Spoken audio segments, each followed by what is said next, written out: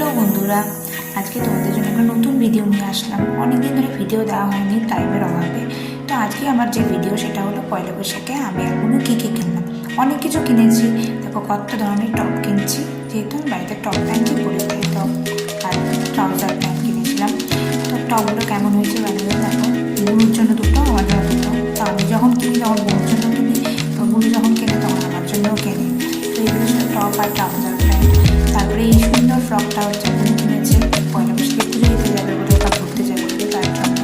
আর এই ফ্রকটা বুনু আমাকে গিফট করছে পয়লা বৈশাখের জন্য। কেমন হয়েছে কমেন্টে জানিও। আর এই কুর্তিগুলো কিনেছিলাম স্কুলে যাওয়ার জন্য, সুতির কুর্তি পরার জন্য। আর সাথে এই জিন্স আর টপগুলো কিনেছিলাম, যদি এটা হচ্ছে পয়লা বৈশাখের না, এগুলো পুজোর সময় পরবো বলেই ভাবছি, তো এখনই কিনে রেখে দিচ্ছি। আর দেখো সবথেকে বড় ব্যাপার হচ্ছে এবার আমি পয়লা বৈশাখের জুতো কিনলাম। মনে হচ্ছিল কি ফিলিংস ডেভেলপ হয়ে গেছে, কারণ হচ্ছে জুতোটা হচ্ছে এমনি জাস্ট দরকার লাগে তাই কিনতে